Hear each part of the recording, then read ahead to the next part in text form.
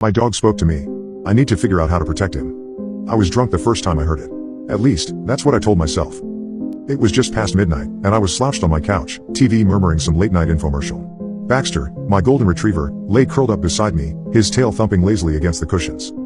"Good boy," I muttered, scratching behind his ears. "Good boy," a voice whispered back. I sat up so fast my head spun. The house was quiet. The TV host droned on about non-stick pans. Baxter stretched, yawned, and settled back down. I stared at him. "Did you just?" My voice trailed off.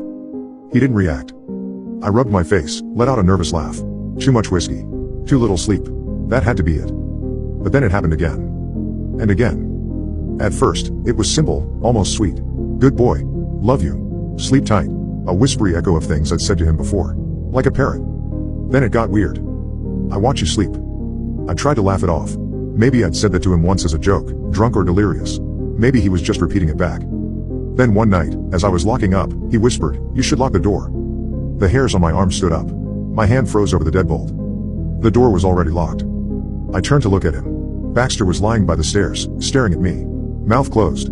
But I swear I still heard it, faint as a breath against my ear. "You should lock the door." I didn't sleep that night. I started testing it.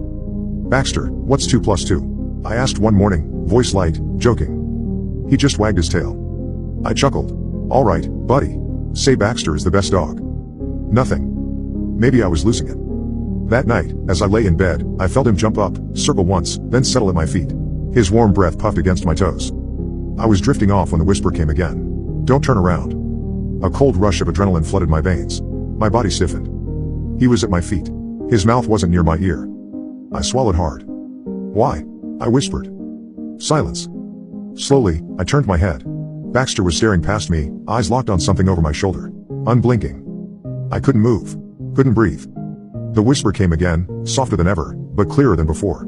"Because it doesn't like to be seen." I shot up, flicked on the bedside lamp, heart hammering.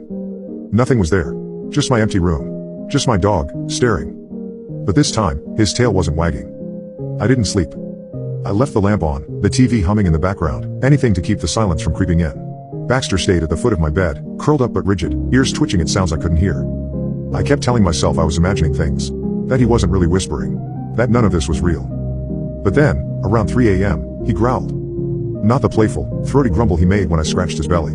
This was low, deep, a sound that didn't belong in his throat. And he wasn't looking at me. He was looking at the closet. A chill crawled up my spine. "Baxter," I whispered. "What is it?" His growl deepened, lips pulling back over his teeth. His body trembled, but he didn't move. The closet door was open. Just a crack. I was sure, so sure, that I had closed it. The whisper came again, but this time, it wasn't soft. It was wet. Sticking to the inside of my skull like breath against glass. "It knows you're awake." Something shifted behind the door. A rustle. The scrape of fabric against wood. "You should have locked the door." Baxter launched himself off the bed, snarling, charging the closet with more rage than I had ever seen in him. The door slammed open, and for one heart-stopping second, I saw. No. I felt it. A shape. A wrongness. Something not meant to be seen. Baxter yelped. Then whimpered. Then went silent. The air in the room pressed against me, thick and heavy, a presence curling around my lungs. My legs wouldn't move, wouldn't run, wouldn't. The closet door creaked shut. Click. And just like that, it was over. Baxter lay motionless on the floor, his body limp, breath coming in shallow, rapid pants. I scrambled to him, hands shaking as I ran them over his fur. "Baxter, buddy, are you okay? What the hell was that?" He didn't look at me. Didn't react. Didn't whisper. He was fine. Physically, at least. And by the morning, he was up and moving again.